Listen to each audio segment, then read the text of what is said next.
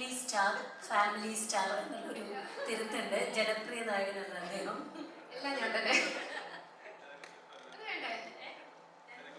Writer വിശേഷിച്ചതാണ് ജനപ്രിയ നടൻ. Only star മതി. മൈക്ക് വരിക. എല്ലാവർക്കും നമസ്കാരം. അജയന്റെ രണ്ടാം മോഷണം എന്ന് പറയുന്ന സിനിമയെ കുറിച്ച് ഞാൻ ഭയങ്കരമായിട്ട് കഴിഞ്ഞ പ്രാവശ്യം ഫോറമായിട്ട് വെച്ചുള്ള പരിപാടിയിൽ വാചാലനായിരുന്നു. അപ്പോൾ അതുകൊണ്ട് ഇനി വീണ്ടും വാചാലനാവേണ്ട ആവശ്യമില്ല എന്ന് എനിക്ക് തോന്നുന്നു. പക്ഷേ എന്നെ സംബന്ധിച്ചിടത്തോളം ഭയങ്കര പേഴ്സണൽ ആയിട്ടുള്ള ഒരു സിനിമയാണ്. ഈ പറയുന്ന പോലെ ജിതിൻ ലാൽ എന്ന് പറയുന്ന അതിൻ്റെ ഡയറക്ടർ ആദ്യത്തെ എൻ്റെ ഷോർട്ട് ഫിലിം മുതൽ കൂടെ അസിസ്റ്റന്റ് ഡയറക്ടറായിട്ടൊക്കെ വർക്ക് ചെയ്തിരുന്ന ആളാണ്. അതിനുശേഷം കുഞ്ഞിരാമായണത്തിലുണ്ടായിരുന്നു, ഗോതയിലേക്കുണ്ടായിരുന്നു. അപ്പോൾ സിനിമ ജേർണിയിൽ എൻ്റെ കൂടെ കണ്ടിന്യൂസ് ആയിട്ട് സഞ്ചരിച്ച ഒരാളാണ്. അപ്പോൾ ജിതിൻ ഇങ്ങനെ ഒരു സിനിമ ചെയ്യുന്നതെന്ന് പറയുന്നത് ഭയങ്കര എക്സൈറ്റിംഗ് ആയിട്ടുള്ള ഒരു കാര്യമാണ്. അവരിത് എങ്ങനെ ചെയ്യും എന്നുള്ളതൊക്കെ ഒരു ടെൻഷൻ ഉണ്ടായിരുന്നു. ഇത്രയും വലിയൊരു സിനിമ എന്നുള്ള രീതിയിൽ. അത് കാരണം ഗോതയുടെ സമയത്തൊക്കെ തോന്നുന്നു ഇതിൻ്റെ സ്ക്രിപ്റ്റ് ആദ്യമായിട്ട് വായിക്കുന്നത്. അന്ന് ഇതൊരു കുഞ്ഞു സിനിമയായിരുന്നു. ആക്ച്വലി കുഞ്ഞു സിനിമ ഇൻ ദ സെൻസ് ഇത്രയും സ്കെയിലൊന്നും ഉണ്ടായിരുന്നില്ല. പക്ഷെ അവനത് വർക്ക് ചെയ്ത് അതിൻ്റെ ഒരു ഓരോ സ്റ്റേജിലും ഇതിൻ്റെ അപ്ഡേറ്റ്സ് ഒക്കെ ഇങ്ങനെ കണ്ടു വരുമ്പോൾ ഇതിങ്ങനെ സിനിമ ഇങ്ങനെ എനിക്കറിയാം അത് വലുതായിക്കൊണ്ടിരിക്കുകയാണ്. നമ്മുടെ കൺമുമ്പിൽ നിന്ന് ഇങ്ങനെ വലുതായിക്കൊണ്ടിരിക്കുക. അവൻ്റെ വിഷൻ ഭയങ്കര വലിയ വിഷനിലാണ് അവൻ ആ സിനിമ അതിനെ പ്ലേസ് ചെയ്തത്. ആ ഒരു ചെറിയൊരു ഐഡിയയെ പ്ലേസ് ചെയ്തത്. പക്ഷെ അത് ഇവൻച്വലി അവനത് പുൾ ഓഫ് ചെയ്യുമെന്ന് പറയുന്നത് ഒരു വലിയ അച്ചീവ്മെന്റ് തന്നെയാണ്. കാരണം ഇതിന്റെ ഷൂട്ടിംഗ് സെറ്റിലൊക്കെ പോകുമ്പോഴൊക്കെ നമ്മൾ കാണുമ്പോൾ, കാരണം ഇത്രയും വലിയൊരു സിനിമ മൗണ്ട് ചെയ്യാന്ന് പറയുന്നത് അത്ര എളുപ്പമുള്ള കാര്യമല്ല. ടോലി ഈ പറയുന്ന ലിസിൻ ചേട്ടൻ പറഞ്ഞ പോലെ തന്നെ ഈ സിനിമയ്ക്ക് വേണ്ടിയിട്ട് ഇവർ ഇത്രയും പണിയെടുക്കുന്നത് ഞാൻ ഇതുവരെ കണ്ടിട്ടില്ല. ഗോതയിലും മിന്നൽ മുരളിയിലും ഇത്രയും പണിയെടുത്തിട്ടുണ്ട്. പക്ഷെ ഇത്രയും ഇങ്ങനെയൊക്കെ പണിയെടുക്കുന്നു. 3 റോളൊക്കെ ചെയ്യുന്നു, 3 കഥാപാത്രങ്ങളായി മാറുന്നു. അതിനു വേണ്ടിയിട്ട് പ്രത്യേക പരിശീലനം ഒക്കെ ചെയ്തിട്ടൊക്കെയാണ് ആ സിനിമയിലേക്ക് ഷൂട്ടിങ്ങിന് വരുന്നതും. പിന്നെ ഈ പറയുന്ന ഫൈറ്റ് പ്രാക്ടീസ്, കളരി അഭ്യസിക്കുന്നുണ്ട്, കളരി പഠിക്കുന്നു, അതിൻ്റെ കൂടെ കുതിരസവാരി പഠിക്കുന്നു. അങ്ങനെ അതായത് പല 3 ക്യാരക്ടേഴ്സിനെ അത്രയും കൺവിൻസിങ് ആയിട്ട് ചെയ്യാൻ വേണ്ടിയിട്ടുള്ള എല്ലാ പണിയും എടുക്കുന്നുണ്ട്. അതെല്ലാം പോലെ വീഡിയോ എടുത്ത് നാക്കും കൊണ്ടാക്കാറുണ്ട്. അത് 3D കണ്ണിമുട്ടെന്നാണ് പറയുന്നത്. 3D വരുമ്പോൾ എന്ന് പറയുമ്പോൾ കണ്ണടക്കരുതായിരുന്നു. അപ്പോൾ അങ്ങനത്തെ പരിപാടികളൊക്കെയാണ് ചെയ്തു വെച്ചിരിക്കുന്നത്. അത് മാത്രമല്ല, ഈ സിനിമയുടെ പ്രൊമോഷൻ എന്നൊക്കെ പറഞ്ഞിട്ട് ഞാനിപ്പോൾ ഇവൻ ടോവിനോ പ്രൊഡ്യൂസ് ചെയ്യുന്ന മരണമാസം എന്ന് പറഞ്ഞ സിനിമയിൽ അഭിനയിക്കുന്നുണ്ട്. അപ്പോൾ അതിൻ്റെ സെറ്റിൽ ഇതിലിരിക്കുമ്പോൾ ടോവിയുടെ ചേട്ടൻ അതിൻ്റെ സെറ്റിലുണ്ട്, ടിങ്സ്റ്റൻ ചേട്ടൻ. അദ്ദേഹം അതിൻ്റെ പ്രൊഡ്യൂസറാണ്. അപ്പോൾ ഇന്ന് എവിടെയാണ്? ഇന്ന് UK എന്ന് പറയും. UK-യിലാണ് പ്രൊമോഷന് വേണ്ടിയിട്ട് പോയിരിക്കുകയാണ്. പിറ്റേ ദിവസം വിളിക്കുമ്പോൾ എവിടെയുണ്ട്? താമരശ്ശേരി. UK എന്നത് താമരശ്ശേരി എത്തി എത്ര വേണ്ടി? പിന്നെ ഉറക്കമൊന്നുമില്ലേ?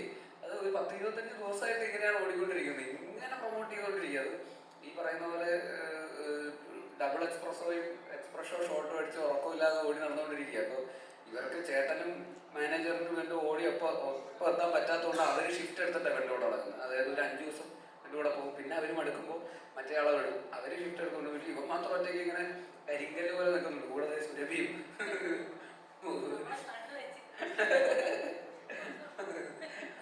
അപ്പോൾ അത്രയും എഫേർട്ട് എടുക്കുന്നത് ജനുവരിലി എനിക്ക് കണ്ടപ്പോൾ ഞാനെന്തായാലും ഇത്ര എടുക്കൂല. എനിക്ക് എന്നെ കൊണ്ട് ഇനി എൻ്റെ അവിടുത്തെ മരണമാസം ഇങ്ങനെ പ്രൊമോഷനൊക്കെ ഇറങ്ങാൻ പറഞ്ഞാൽ ഞാനൊന്നുമില്ല. എന്നെ കൊണ്ടൊന്നും വയ്യ. കുറച്ചൊക്കെ ഇറങ്ങി വരും. നീയല്ലേ പ്രൊഡ്യൂസ് ഇത്രയും ഉറപ്പില്ലാതെ ഇന്ന് പ്രൊമോട്ട് ചെയ്യാൻ എന്നെ കൊണ്ട് പറ്റില്ല. അതാണ് നോക്കാം. അപ്പോൾ അത്രയും എഫേർട്ട് ഈ സിനിമയ്ക്ക് വേണ്ടിയിട്ട് ആദ്യം മുതൽ ഇതിൻ്റെ ആ തുടക്കം മുതലുള്ള ജേർണി മുതൽ 2016 മുതൽ ഇപ്പോൾ ഇന്ന് ഈ റിലീസിൻ്റെ തലേദിവസം വരെ ഇവിടെ വന്നിരിക്കുമ്പോൾ വരെ. ഇന്നിപ്പോൾ എവിടെ നിന്ന് നിങ്ങൾ വരുന്നത്? ഹൈദരാബാദ്, ബോംബെയിൽ രാവിലെ എത്തിയിട്ടേ ഉള്ളൂ. അപ്പോൾ ബോംബെയിൽ രാവിലെ ഇന്റർവ്യൂ ഉണ്ടായിരുന്നു. എയർപോർട്ടിൽ വെച്ച് 2 ഇന്റർവ്യൂ സെറ്റ് ചെയ്യൂടെ? അതൊക്കെ കഴിഞ്ഞ് വന്നിരിക്കുക. അപ്പോൾ ഇന്ന് നാളെ ഉണ്ടാവും തോന്നുന്നു അല്ലേ? ഇനി അങ്ങോട്ടുണ്ട്. നാളെ റിലീസാണ്. ശരിയാണ്. ഇനി ഓണാഘോഷമൊക്കെ ഉണ്ട് അല്ലേ? സക്സസ് സെലിബ്രേഷൻ ഉണ്ട് ദുബായിൽ.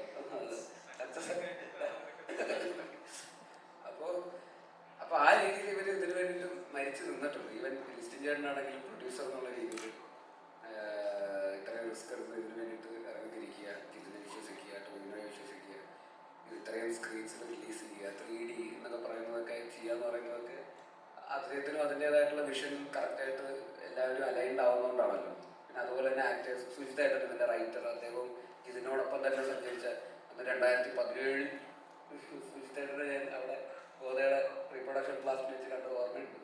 അപ്പോൾ അന്ന് മുതൽ പിന്നെ നോക്കുമ്പോഴൊക്കെ സുജിതാട്ടൻ ചെയ്തിട്ട് ഈ പടത്തിന് വേണ്ടിയിട്ടാണ് 7-8 വർഷമായിട്ട്. അപ്പോൾ അതിൻ്റെ സുജിതാട്ടൻ വേറെ സിനിമ ഒന്നും ചെയ്തിട്ടില്ല. ഇവർ രണ്ടുപേരും തമ്മിലുള്ള ഒരു ജേർണി ത്രൂ ഔട്ട് ഉണ്ടായിരുന്നു ആദ്യം മുതലേ. അപ്പോൾ അതും അദ്ദേഹത്തിനും ഒരു സ്വപ്ന സാക്ഷാത്കാരമാണ് ഈ സിനിമ എന്ന് പറയുന്നത്. പിന്നെ ആക്ടേഴ്സ് ആയിട്ടുള്ള അഞ്ജു, നമ്മുടെ വിശ്വജിത്ത്, സുരഭി, പിന്നെ ഇവിടെ ഇല്ലാത്ത മറ്റേ ആക്ടേഴ്സ് എല്ലാവരും ഈ സിനിമയ്ക്ക് വേണ്ടി അങ്ങനെ ഡെഡിക്കേറ്റഡ് ആയിട്ട് കംപ്ലീറ്റ് ത്രൂ ഔട്ടായിട്ട് നിന്നിട്ടുണ്ട്. ഞാനും ഇതിൻ്റെ അകത്തൊരു ചെറിയ റോള് ചെയ്തിട്ടുണ്ട്. എന്നെ സംബന്ധിച്ചിടത്തോളം ഇതിൻ്റെ ഷൂട്ടിങ് ഭയങ്കര ഹെക്റ്റിക്കായിരുന്നു. ഞാൻ പറയുന്ന ഷൂട്ടിൻ്റെ ഇടയിൽ ന്യൂമോണിയ വന്നു, ആശുപത്രിയിൽ 2 ആഴ്ച അഡ്മിറ്റായി, കിടപ്പിലൊക്കെ ആയി. അത്രയും കഷ്ടപ്പാടായിരുന്നു ഷൂട്ട്. എങ്ങനെ ഷൂട്ട് ചെയ്തിട്ടുണ്ടെന്നാണ്. കുട്ടി അത് കഴിഞ്ഞിട്ടുണ്ടായിരുന്നു. കുട്ടി ഉണ്ടാവണതിന് തൊട്ട് മുമ്പ് അതിൻ്റെ ഷൂട്ട് കാണാറുണ്ട്. അതിന് ന്യൂമോണിയ ഒന്നുമില്ല. കുട്ടീനെ ഇല്ലാത്ത വെച്ചെടുക്കുന്നു.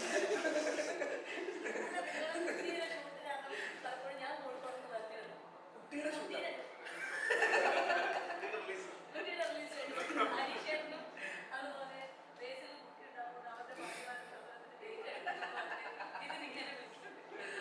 അതുണ്ടായിരുന്നു. കാരണം നമ്മൾ ഡിസംബർ ജാനുവരിയിലൊക്കെ ഷൂട്ട് തുടങ്ങി. ഫെബ്രുവരിയിലായിരുന്നു ഡേറ്റ്. അപ്പോൾ എനിക്ക് ടെൻഷൻ ആയി. ഇപ്പോൾ നേരത്തെ എങ്ങാനും വന്നാൽ ഞാൻ വീട്ടിലില്ലെങ്കിൽ ആ ടെൻഷനുണ്ട്. ഒരു അച്ഛൻ്റെ രോഗം. അപ്പോൾ അതിൻ്റെ പ്രഷർ കൂടെ ഉണ്ടായിരുന്നു എനിക്കപ്പോൾ. ഇത് തീർത്തിട്ട് പോകണം എന്നുള്ളൊരു ആഗ്രഹം ഉണ്ടായിരുന്നു.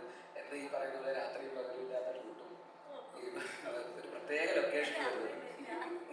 അല്ലേ, എൻ്റെ ബുദ്ധിമുട്ട് ഇത്രയൊന്നും വരില്ല.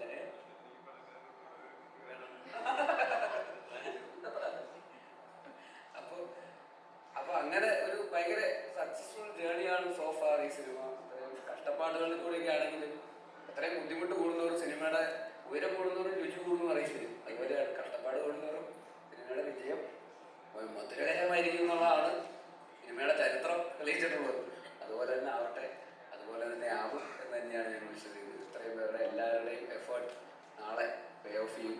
നിങ്ങളെല്ലാവരും തിയേറ്ററിൽ വന്ന് തന്നെ കാണുക. 3Dയിലാണ് ഈ സിനിമ